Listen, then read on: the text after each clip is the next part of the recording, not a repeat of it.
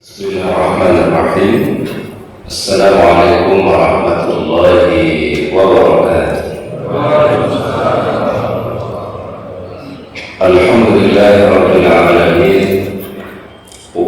Arsala rasulahu bil huda wa dinil haqq lidhhirahu 'ala ad-din kullihi wa kafaa billahi shahidan.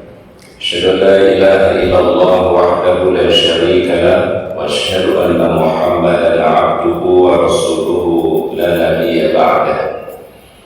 اللهم صل وسلم وبارك على هذا النبي الكريم نبينا محمد بن عبد الله وعلى آله وأصحابه ومن تبعه بإحسان إلى يوم الدين. أما بعد.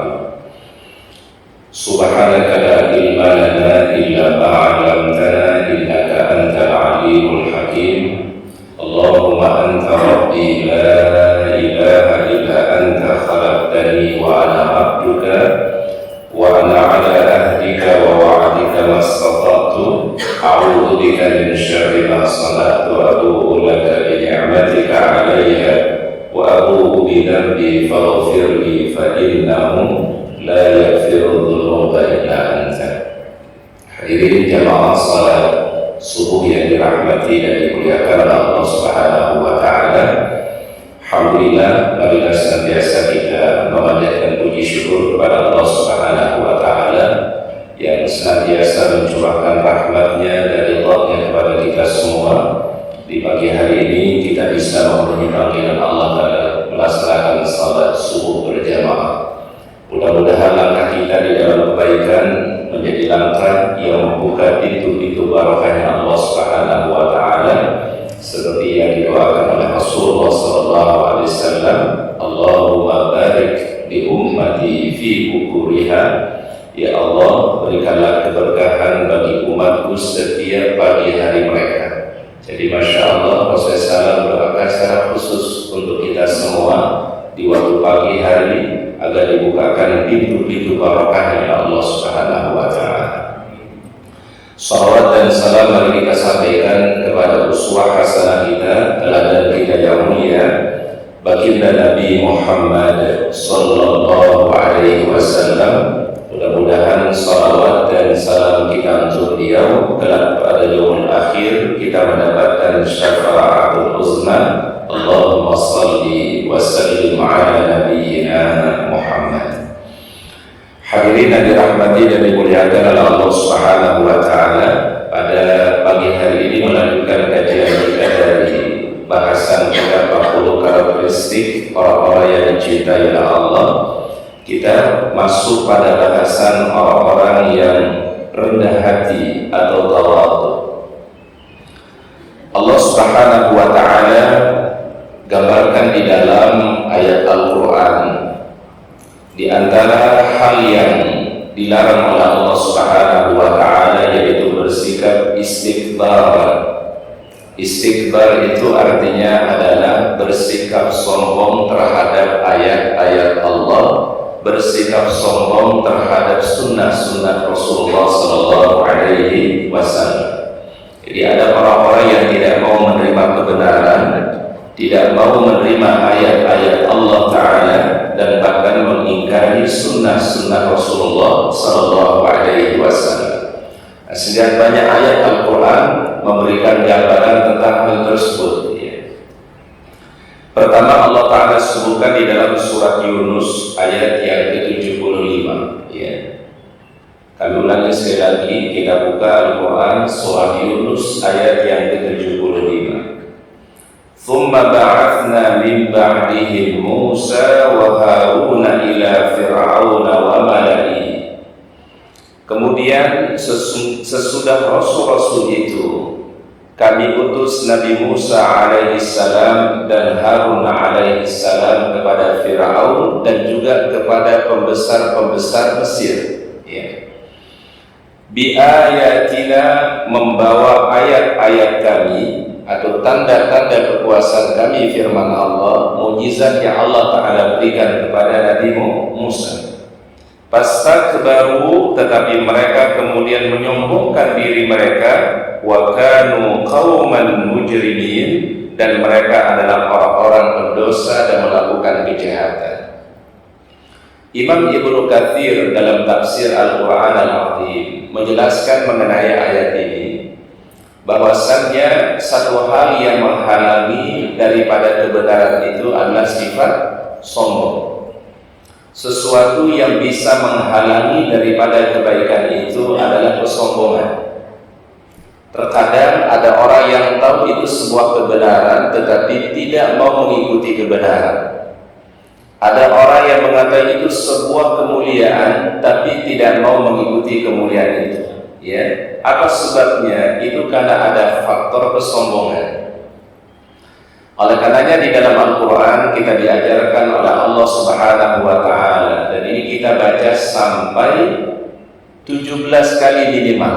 Ya, setiap kita salat mesti kita mohon hal ini kepada Allah Subhanahu wa Ta'ala. Kurang lebih berapa kali tadi, Pak? 17 kali kita minta. Ihdinas siratal mustaqim siratal ladzina an'amta 'alaihim ghairil maghdubi 'alaihim waladdallin. Ihdinas siratal mustaqim, ya Allah tunjukkanlah kami, bimbinglah kami ya Allah, terus meniti jalanmu yang lurus. Jalan yang lurus itu firman Allah, siratal ladzina an'amta 'alaihim, yaitu jalan orang-orang yang telah diberikan nikmat oleh Allah. Para nabi, para rasul, ya, para sahabat, orang-orang yang siddiqin, orang-orang yang benar keimanannya, orang-orang yang syahid dan juga orang-orang yang saleh, minan nabiyyina was-siddiqin wasyuhada'i was-salihin. Ini yang kita minta para jamaah, ya. Ihdinas siratal mustaqim siratal ladzina an'amta 'alaihim ghairil maghdubi 'alaihim. Siratal mustaqim itu firman Allah, ghairil maghdubi 'alaihim, bukan jalan orang yang dimurkai, waladdallin, dan juga bukan jalan orang yang tersesat. Rasulullah SAW memberikan tafsiran, penjelasan siapa yang maghdubi alaihim, maka beliau mengatakan humul yahud, mereka adalah orang-orang Yahudi. Apa sebabnya? Ya'lamunal haqqa wa la yattabi'una. Jadi mereka tahu kebenaran tapi tidak mau mengikuti kebenaran. Apa yang menjadi penghalangnya? Yaitu tidak ada lain adalah istikbaran, kesombongan mereka, yang akhirnya mereka tidak mau menerima kebenaran dan risalah Nabi Muhammad sallallahu alaihi wasallam. Ini kita mohon terus, Pak. Ya, ihdinas siratal mustaqim siratal ladzina an'amta 'alaihim ghairil maghdubi 'alaihim waladdallin. Maka Allah Ta'ala sebutkan di ayat tadi, "Tsumma ba'atsna min ba'dihim", kemudian kami mengutus setelah mereka Musa wa Haruna. Itu Nabi siapa? Nabi Musa dan Nabi Harun. Bahkan sampai Allah Ta'ala abadikan, ya, jazakumullah khairan, ketika Allah Ta'ala mengutus Nabi Musa dan Nabi Harun kepada seorang pembesar di Mesir pada saat itu, yaitu Fir'aun, ada doa yang diajarkan oleh Allah Ta'ala. Rabbi shrah li sadri wa yassir li amri wahlul uqdatan min lisani yafqahu qawli. Ini sebenarnya doa pertama kali diucapkan oleh Nabi Musa alaihissalam. Ya, jadi arti doanya adalah Rabbi shrah li sadri, ya Allah, lapangkanlah dadaku, lapangkanlah jiwaku, wa yassir li amri, mudahkan segala urusanku, kemudian wahlul uqdatan min lisani, lepaskan segala ikatan yang ada di lisanku ini, yafqahu qawli, supaya mereka memahami dan mau menerima kebenaran yang aku ucapkan atau yang aku sampaikan. Ini doa Masya Allah. Kenapa Nabi Musa alaihissalam, ya, mengucapkan kalimat ini? Supaya kebenaran beliau sampaikan itu bisa diterima oleh siapa? Fir'aun. Tapi rupanya setelah Nabi Musa alaihissalam menyampaikan bahwasannya tidak ada Tuhan yang disembah kecuali hanya Allah, tidak ada ilah yang layak disembah kecuali hanya Allah, itu Fir'aun tersinggung. Apa kata Fir'aun? Bukankah aku sebagai Tuhan yang paling tinggi? Ana rabbukumul a'la. Aku yang mengalirkan sungai Nil ini, ya. Jadi dia mengatakan yang mengalirkan sungai Nil di Mesir itu Fir'aun. Ya, jadi saya mengalirkan sungai Nil ini, saya memberikan makan kepada penduduk Mesir ini. Bahkan aku bisa menghidupkan dan bisa mematikan. Gimana caranya? Dia datangkan 2 orang, Pak. Ya, di hadapannya Fir'aun, yang satunya dia bunuh, yang satunya dibiarkan hidup. Maka Fir'aun mengatakan, ana uhyi wa umit, aku bisa menghidupkan dan aku bisa mematikan. Jadi dalam pikirannya Fir'aun itu, kalau orang satunya dibunuh, ya satunya dibiarkan hidup, dianggap sudah mampu apa? Menghidupkan dan mampu apa? Nabi Musa alaihissalam mengatakan, kalau begitu wahai Fir'aun, engkau bisa menghidupkan dan engkau bisa mematikan. Coba sekarang datangkan matahari itu terbit dari sebelah timur, terbenam di sebelah barat. Coba sekarang datangkan matahari itu terbitkan dari sebelah barat dan benamkan di sebelah mana? Sebelah timur. Fabuhital ladzi kafar. Itu Firaun tidak bisa berkata-kata. Berarti artinya Firaun tidak memiliki kekuasaan, tidak memiliki otoritas seperti yang dimiliki oleh Allah Subhanahu wa taala, tapi mengklaim dirinya sebagai apa, Pak? Sebagai Tuhan. Nah, ini yang Allah Ta'ala sebutkan. Jadi penghalang ia tidak mau beriman itu adalah karena kesombongannya. Kemudian Allah Ta'ala memberikan tanda-tanda kuasaan kepada Nabi Musa alaihissalam bi ayatina, dengan ayat-ayat kami, tanda-tanda kuasaan kami, mukjizat yang Allah Ta'ala berikan kepada para nabi dan rasul. Mukjizatnya sudah jelas. Nabi Musa diberikan mukjizat oleh Allah Subhanahu wa taala, ya. Keluar dari dari batu besar ketika dipukulkan tongkat oleh Nabi Musa alaihissalam, ya. Itu sumber mata air. Ada 12 mata air seperti jumlah kabilah orang-orang Bani Israel pada masa itu. Kemudian tongkat beliau bisa berubah menjadi apa? Ular. Kemudian dibelah itu laut.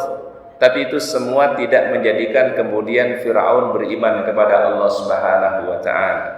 Fastakbaru, malah justru semakin bersikap apa? Sombong dan menyombongkan diri. Wa kanu qauman mujrimin, dan mereka adalah orang-orang yang senantiasa berbuat kejahatan dan perbuatan dosa. Nah, ini Allah Ta'ala sebutkan tadi di surat Yunus pada ayat yang ke-75. Kemudian berikutnya Allah Ta'ala sebutkan juga di surat Al-Ankabut, ya, pada ayat yang ke-39. Wa qaruna wa fir'aun wa haman wa laqad ja'ahum Musa bil bayyinati fastakbaru fil ardi wa ma kanu sabiqin. Dan juga Qarun, ya, berarti Qarun ini hidup di zaman Nabi siapa? Nabi Musa alaihissalam. Wa Fir'aun, dan Fir'aun. Wa Haman. Haman ini adalah pembantunya Fir'aun. Kalau bahasa kita mungkin menteri-menterinya. Ya, jadi orang-orang yang diberikan wewenang kekuasaan oleh Fir'aun pada masa itu. Dan sungguh Musa telah datang kepada mereka dengan membawa bukti-bukti. Itu mukjizat yang Allah Ta'ala berikan. Akan tetapi mereka berlaku sombong di atas muka bumi ini, dan tiadalah mereka orang-orang yang luput dari kehancuran itu, firman Allah. Ayat ini Allah Ta'ala gambarkan yang kedua. Ternyata yang melakukan kesombongan itu bukan hanya Fir'aun saja, tetapi juga ada yang lain yang melakukan kesombongan pada masa Nabi Musa alaihissalam. Yang pertama namanya Qarun. Qarun ini kalau kita baca di dalam sejarah Al-Quran yang dijelaskan oleh para ulama, dulu asalnya orang baik, Pak. Ya, Qarun ini asalnya orang soleh. orang baik. Satu ketika datang kepada Nabi Musa alaihissalam, wahai Musa, tolong berikan aku atau doakan aku supaya diberikan nikmat oleh Allah Ta'ala. Karena memang kondisinya dalam kondisi yang fakir.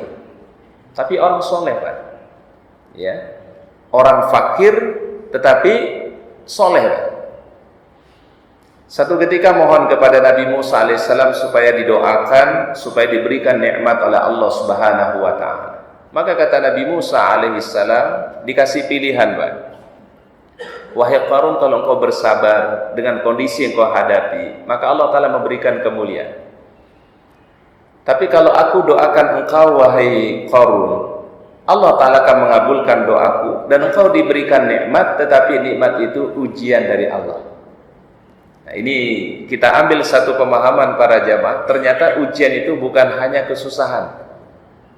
Ujian itu bukan hanya kesedihan. Ujian itu bukan hanya sakit. Tapi yang paling berat justru ujian itu bila orang dikasih apa? Kekuasaan, nikmat oleh Allah Subhanahu wa Ta'ala. Jadi nikmat itu sebenarnya menjadi ujian, ya. Oleh karenanya dalam satu ucapan Abdurrahman bin Auf mengatakan, "Innana nasbiru 'alal bala wa la nasbiru fis sarra."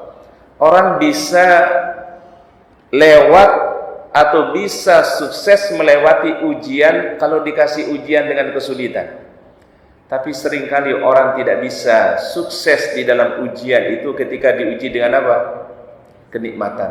Diuji dengan kesenangan oleh Allah Subhanahu wa Ta'ala. Tapi kata Qarun, doakan wahai Musa alaihissalam. Jadi sudah diingetin oleh Nabi Musa alaihissalam, kalau engkau bersabar sebuah kemuliaan, tapi kalau engkau juga meminta, aku doakan engkau dan engkau diberikan nikmat oleh Allah Ta'ala. Dan kemudian Nabi Musa alaihissalam mengangkat kedua tangan, memohon kepada Allah Ta'ala supaya Qarun diberikan apa, Pak? Nikmat, ya. Dan Masya Allah, Allah Ta'ala kasih nikmat. Awal adalah kekayaannya biasa saja, Pak. Tapi terus dengan bertambahnya waktu, berlalunya waktu, bertambah juga nikmat yang Allah Ta'ala berikan. Sampai dia punya gudang penyimpanan harta. Jadi bukan hanya lagi dia punya dalam jumlah yang biasa, tapi sampai dia punya gudang harta, ya, perhiasan dan seluruhnya dia punya. Bahkan Al-Quran menggambarkan dalam kisah Al-Quran jelas oleh para ulama, kuncinya saja itu dipegang oleh 10 orang yang kuat, kuncinya saja, Pak. Kan berarti gudang Pak? Gudangnya gede gitu, Pak, ya. Sampai diibaratkan kuncinya itu adalah dipegang oleh berapa orang, Pak? 10 orang yang kuat, ya. Gudangnya luar biasa. Namun apa yang terjadi para jamaah ketika diberikan nikmat oleh Allah, mulai dia meninggalkan ibadah sholatnya. Yang tadinya biasa sholat 5 waktu, mulai ditinggalkan pelan-pelan, Pak. Kemudian setelah dia tinggalkan sholat, kewajiban-kewajiban yang lain, zakat tidak mau lagi dia keluarkan. Bahkan dia menentang kepada utusan Nabi Musa alaihissalam ketika dimintakan zakatnya. Sampai kemudian pada puncaknya dia tidak meyakini ada kehidupan setelah kehidupan dunia. Ini yang kemudian dijelaskan oleh baginda Rasul, namanya istidraj. Apa namanya, Pak? Istidraj. Apa istidraj? Orang dikasih nikmat dunia oleh Allah, tapi orang itu semakin jauh dari Allah. Dikasih nikmat dunia oleh Allah, malah semakin ingkar terhadap Allah Ta'ala. Ini yang disebut oleh Rasulullah SAW sebagai apa? Istidraj. Makanya tadi dibuka kajian ini dengan doa yang sangat mulia. Allahumma inni as'aluka ilman nafi'an wa rizqan thayyiban wa amalan mutaqabbalan. Ya Allah, aku mohon ilmu yang bermanfaat, rezeki yang baik. Thayyiban itu artinya baik, suatu yang baik, yang barokah, yang jauh daripada istidraj. Jangan sampai rezeki yang Allah Ta'ala kasih menjadi istidraj. Jangan sampai nikmat dunia yang Allah Ta'ala berikan malah menjadikan manusia semakin jauh dari Allah, Mestinya nikmat itu menjadikan manusia semakin apa? Semakin dekat, semakin semangat untuk melakukan kebaikan. Ini malah justru semakin jauh dari Allah, na'udzubillah. Ini yang disebut dengan istidraj. Wa amalan mutaqabbala, jadikan amalku ya amal-amal yang kau terima ya Allah. Jadi sebenarnya doa tadi para jamaah itu kita mohon kepada Allah, salah satu ikhtiar kita jangan sampai kita mengalami namanya istidraj. Ya, kami ulangi sekali lagi, doa tadi fadilahnya kata para ulama supaya terhindar kita semua dari sesuatu yang disebut oleh baginda Nabi namanya apa? Istidraj. Dikasih nikmat tapi semakin jauh dari Allah. Dikasih nikmat bukan semakin dekat, malah semakin ingkar kepada Allah. Jadi Qarun itu sampai kemudian tidak percaya lagi ada kehidupan setelah dunia. Jadi memang ada step-stepnya rupanya Pak. Jadi orang dari meninggalkan sholat, meninggalkan zakat, ya, sampai puncaknya adalah tidak lagi percaya ada kehidupan setelah apa? Kehidupan dunia. Seakan-akan dunia inilah segala-galanya. Seakan-akan dunia inilah tempatnya untuk menikmati segala-galanya Pak. Jadi sehingga ada satu ungkapan di Al-Quran itu Pak, ada namanya khutuwatus syaitan. Khutuwat itu apa dia khutuwat Pak? Langkah-langkah syaitan. Kenapa Al-Quran tidak mengatakan wala tattabi'us syaitan? Ya. Coba kita perhatikan ayat Al-Quran Pak. Tidak ada satu kalimat di Al-Quran itu mengatakan wala tattabi'us syaitan. Apa wala tattabi'us syaitan? Jangan ikuti syaitan. Tapi kalimatnya apa? Wala tattabi'u khutuwat. Khutuwat itu artinya langkah-langkah syaitan. Apa hikmahnya kata para ulama? Ternyata syaitan untuk menggelincirkan manusia itu enggak sekaligus. Syaitan membuat manusia jauh dari Allah enggak langsung, tapi adalah bertahap. Khutuwat, pelan-pelan. Tapi kemudian manusia itu jauh dari Allah Subhanahu wa taala. Kayak tadi pertama tidak sholat, kemudian dia apa? Tidak keluarkan apa? Zakat, yang pada akhirnya na'udzubillah tidak lagi percaya ada kehidupan setelah dunia ini. Seakan-akan dunia inilah tempatnya kesenangan, tidak ada lagi kehidupan setelah kehidupan dunia. Wa Qarun namanya, itu Qarun. Kemudian yang disebutkan juga bersikap sombong pada masanya Firaun itu adalah Haman. Haman itu tadi siapa? Menteri-menteri yang berkuasa pada masa Firaun, yang mereka ikut juga apa yang menjadi keinginannya Firaun. Walaqad ja'ahum Musa bil bayyinat, dan Allah Ta'ala telah datangkan kepada Musa alaihissalam al bayyinat, mukjizat-mukjizat. Allah Ta'ala kasih para nabi dan rasul itu mukjizat. Kan maksudnya mukjizat itu apa Pak? Supaya manusia beriman kepada utusan Allah. Sama halnya baginda Nabi Muhammad SAW Pak. Dulu orang-orang kafir Quraisy itu datang kepada Rasulullah Pak. Apa kata mereka? Wahai Muhammad, kami tidak percaya engkau sebagai nabi dan rasul kecuali engkau tunjukkan kami ya tanda-tanda engkau menjadi seorang nabi, maksudnya mukjizat Pak. Kemudian Allah Ta'ala berikan mukjizat kepada baginda Rasul. Tetapi sebelum ditunjukkan mukjizat ini oleh Rasulullah SAW, apa kata Rasulullah SAW? Kalau nanti mukjizat ini diperlihatkan oleh Allah Ta'ala, apakah kalian akan beriman? Kata mereka, kami akan beriman. Ini Rasul tanya dulu Pak, kalau nanti ditunjukkan mukjizat ini oleh Allah, apakah kalian akan beriman? Kata mereka, kami akan beriman. Ini janji mereka Pak. Kemudian Allah Ta'ala tunjukkan bulan terbelah jadi dua. Yang satu ada di Jabal, di atas Jabal Abi Qubais namanya di Mekah, dan satu ada di Jabal Umar namanya, ada di kota Mekah. Jadi bulan ini Masya Allah terbelah jadi dua, satu bagian ada di atas gunung Jabal Abi Qubais, yang satu ada di gunung yang namanya Jabal Umar ya. Jabal Abi Qubais ini sekarang yang menjadi istana raja yang ada di dekat Masjidil Haram. Ini namanya Jabal Abi Qubais. Jabal Umar itu yang ada di arah Syarek Sitin, yang sekarang menjadi hotelnya namanya Anjum. Ya, jadi bulan itu terbelah jadi dua, satu bagian ada di sebelah sana, sebagian ada di sebelah sini, Pak. Dan itu nampak jelas oleh mereka, Pak. Tapi kemudian setelah ditunjukkan mukjizat itu oleh Rasulullah SAW, mereka malah bukan beriman kepada Nabi Muhammad, malah mengatakan Nabi sahirun. Apa sahirun? Ini Muhammad tukang sihir. Jadi sudah ditunjukkan mukjizat kekuasaan Allah Ta'ala yang menandakan beliau sebagai Nabi, malah Nabi kemudian dituduh sebagai apa? Sahir. Ini Muhammad telah mensihir kita semua.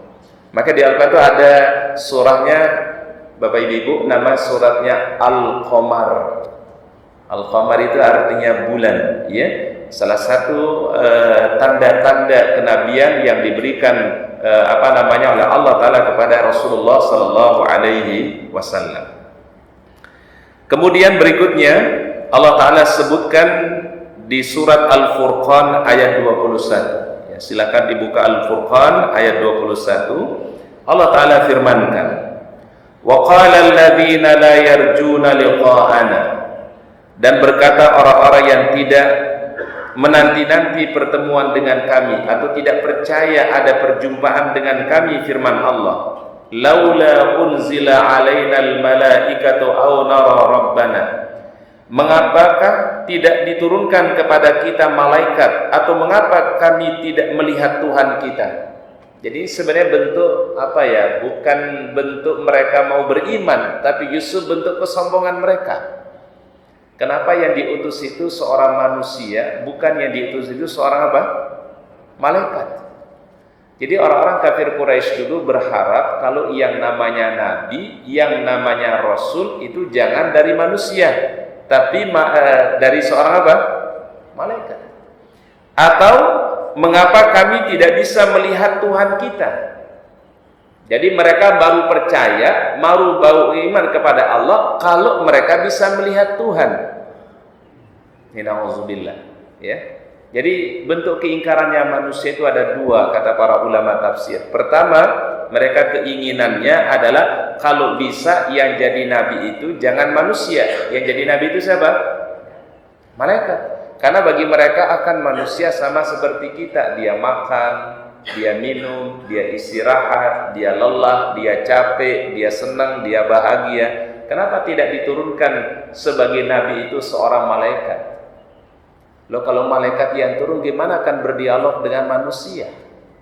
Kalau malaikat yang itu sebagaimana akan mereka berinteraksi dengan manusia? Ya. Kemudian permintaan mereka, kenapa tidak diperlihatkan Tuhan itu kepada kami semua? Jadi mereka baru mau beriman kalau bisa melihat apa? Tuhan. Na'udzubillah.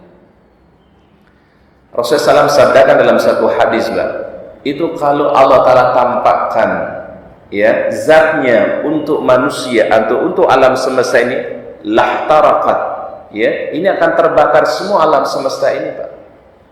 Saking dahsyatnya apa yang memiliki kekuasaan Allah Subhanahu wa Ta'ala. Jangankan itu, Pak, ketika Nabi Musa alaihissalam ya ingin melihat Allah Subhanahu wa Ta'ala, kan Nabi Musa sudah dikatakan, wahai Musa, engkau tidak bisa melihat aku. Tapi Musa mungkin saking penasarannya, Pak. Baik, kemudian Allah telah perintahkan Musa menuju satu bukit di Bukit Tuan namanya. Bukit Tuan ini ada di Bukit Sinai, Pak.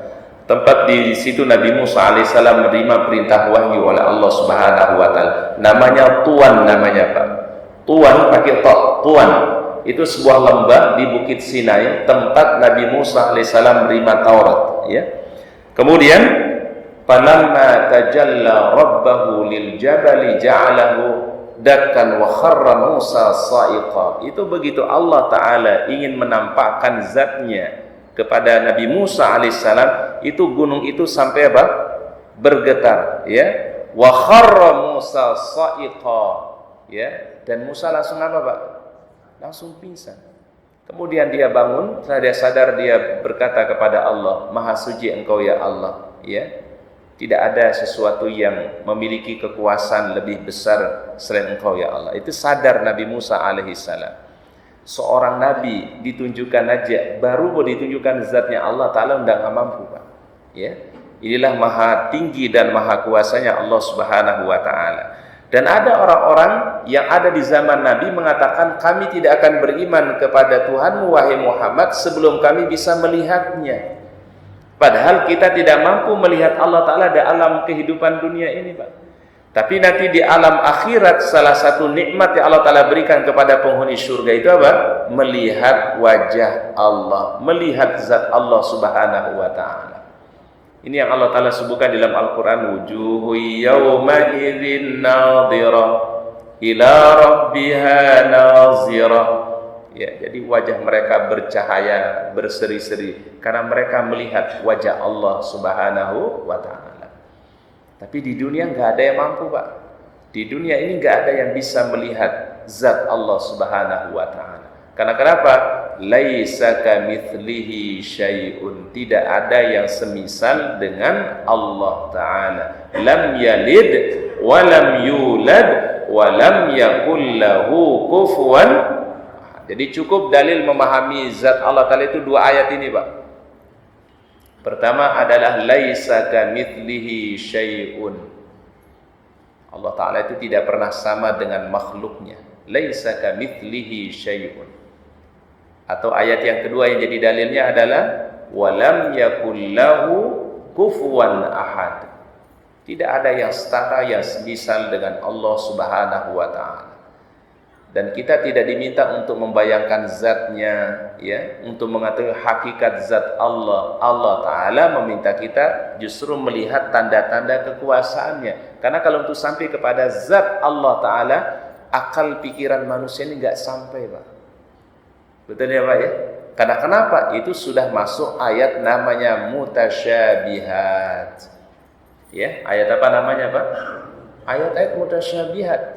Bagaimana hakikat Allah, bagaimana zat Allah, itu mutasyabihat. La ya'lamuha haqiqatahu illallah. Yang penting prinsipnya dua ayat tadi, Pak. Laisa kamitslihi syai'un. Apa laisa kamitslihi syai'un? Tidak ada yang setara dengan Allah, tidak ada semisal dengan Allah. Atau ayat yang kedua, walam yakul lahu kufuwan ahad. Dan Allah Ta'ala tidak meminta kita semua, Pak, untuk sampai kepada hakikat zat Allah Subhanahu wa Ta'ala. Ya, jangankan itu para jamaah, mengenai ruh saja firman Allah, yas'alunaka 'anir ruh. Qulir ruhu min amri rabbi wa ma utitum minal ilmi illa qalila. Ruh itu urusan aku, kata Allah. Ya, aku berikan kepada manusia ilmu ini cuma qalila. Qalila itu berapa, Pak? Sedikit. Jadi kita tidak perlu menyelami sesuatu yang yang di luar daripada kemampuan akal kita, Pak. Ya, yang penting kita imani laisa kamitslihi syai'un atau walam yakul lahu kufuwan ahad. Ya, baik. Wa qala alladziina la yarjuna liqa'ana, dan berkata orang-orang yang tidak berharap berjumpa dengan kami, maksudnya orang-orang yang tidak beriman, laula unzila alainal malaikatu aw nara rabbana. Kenapa kami tidak diutus kepada kami seorang malaikat? Kenapa kami tidak bisa diberikan sempat melihat Tuhan kami di dunia ini? Laqad istakbaru fi anfusihim. Mereka lakukan itu karena kesifat apa, Pak? Sifat sombongnya. Wa atau utuwan kabira, dan mereka benar-benar telah melampaui batas dengan melakukan perbuatan kezaliman kepada Allah.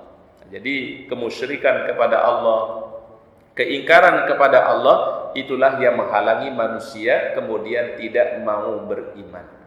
Maka apa sabda baginda Rasul? La yadkhulul jannata man kana fi qalbihi mithqala dzarratin min kibrin. Tidak masuk surga orang yang ada di dalam hatinya walaupun seberat zarrah. Zarrah itu apa dia? Zarrah, Pak? Walaupun seberat biji sawi. Zarrah juga maknanya kalau dalam bahasa Arab itu, Pak, mohon maaf, kalau ada matahari masuk ke rumah melalui jendela, itu ada debu-debu kecil. Itu namanya dalam bahasa Arab zarratin.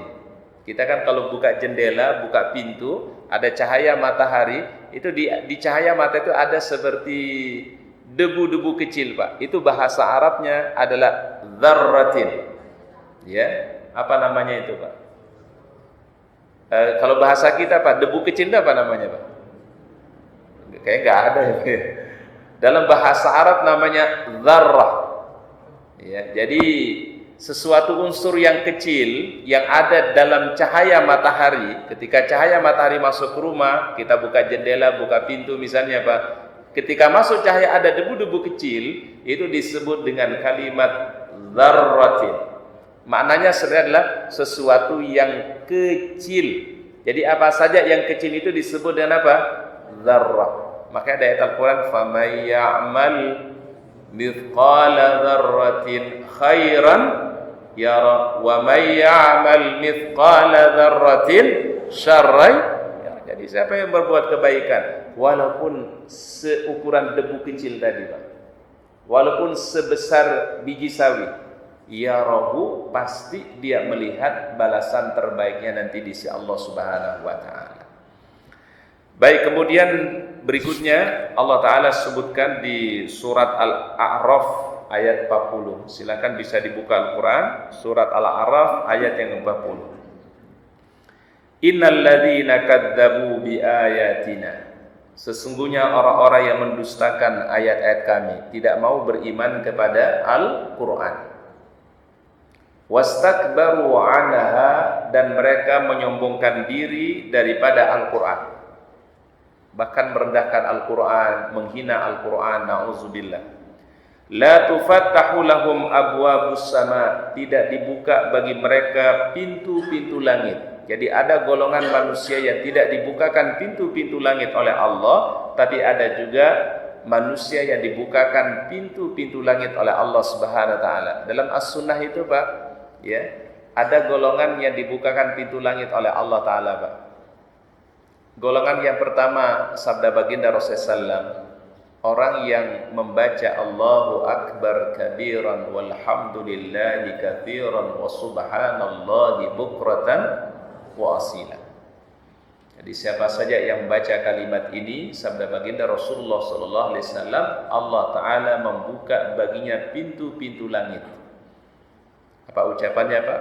Allahu Akbar kabiran walhamdulillahi katsiran wa subhanallahi bukratan wa asila. Ini salah satu pilihan dalam doa iftitah.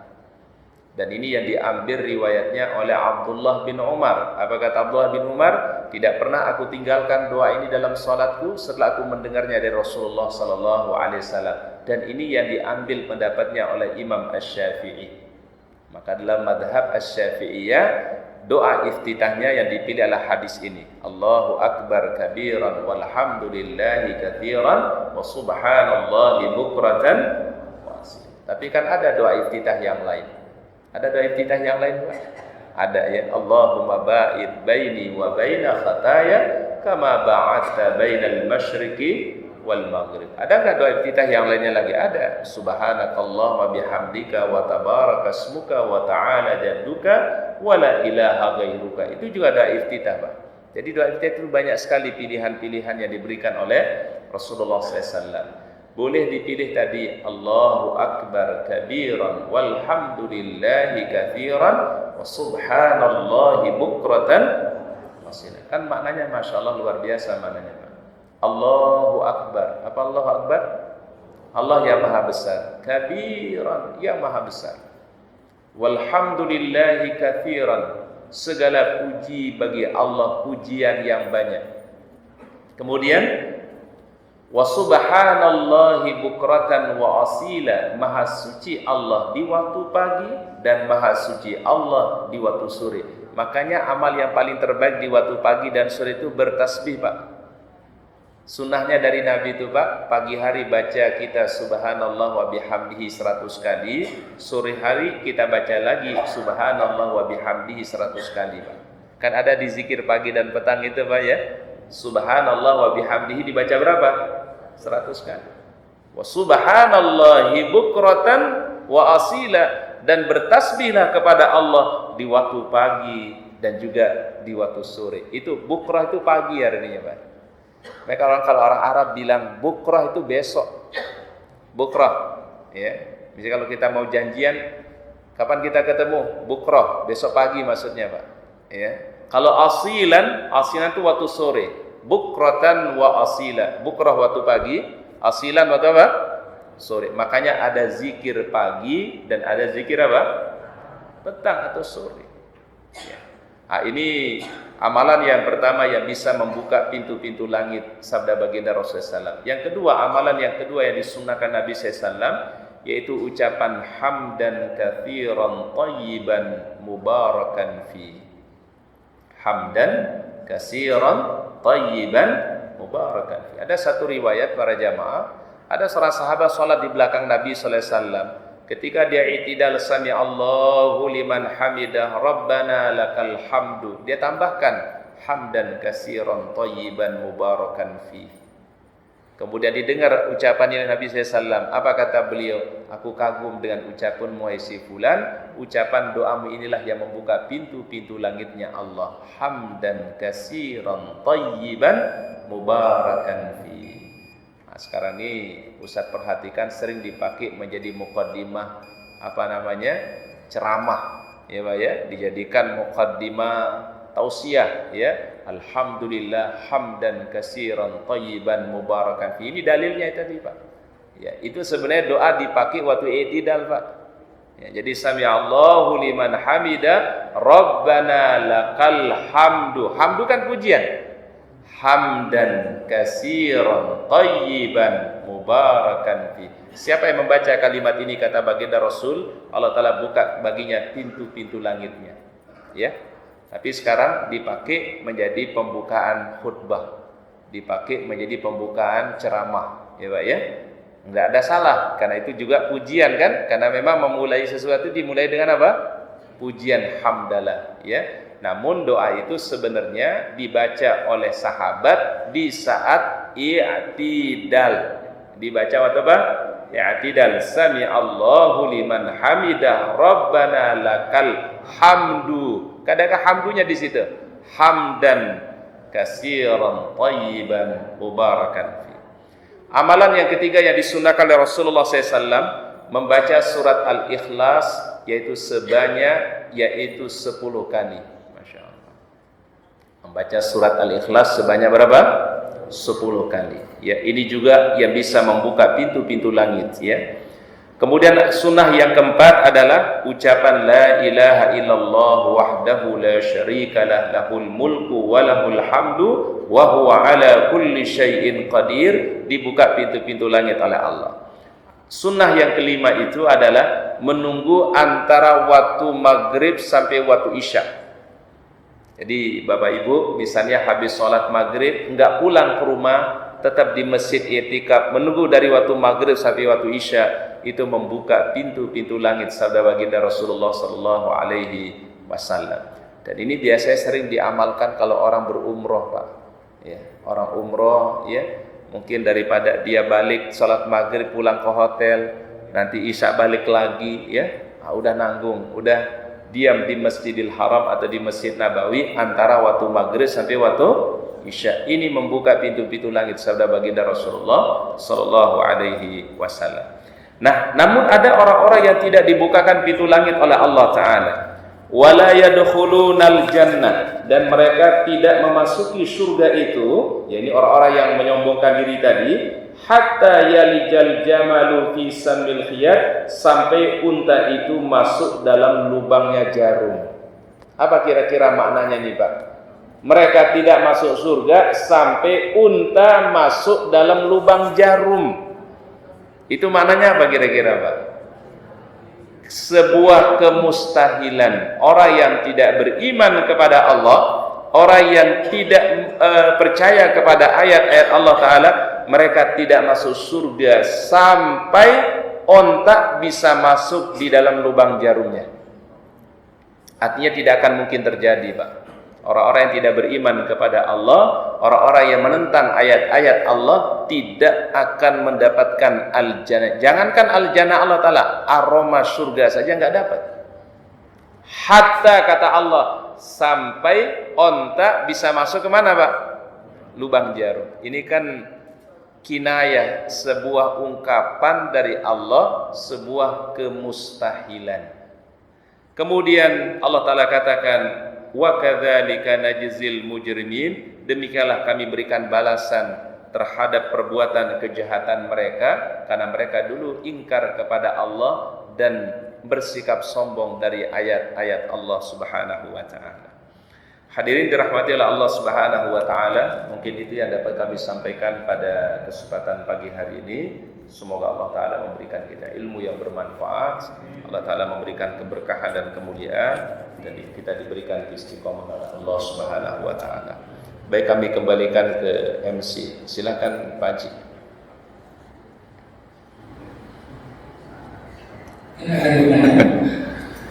Baik, ada pertanyaan, silakan. Biasanya diwakilkan.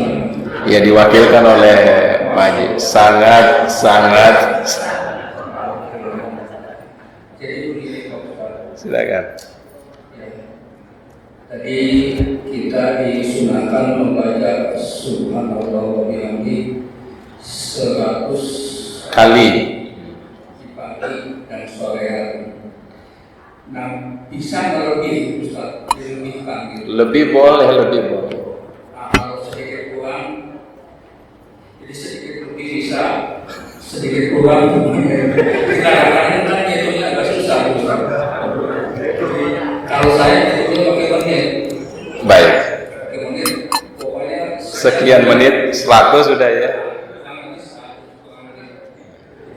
Jadi gimana itu solusinya? Baik, mengamalkan sesuatu tentu sesuai kemampuan kita, Pak. Rasulullah SAW misalnya menganjurkan sekian kali. Kalau tepat hitungannya alhamdulillah, tapi kalau lebih nggak ada masalah. Justru lebih bagus lebih, jangan kurang justru. Sama kayak orang yang lupa sholat misalnya, Pak. Kata Rasulullah SAW, kalau orang ragu antara 2 rakaat atau 3 rakaat, kita ambil berapa rakaat?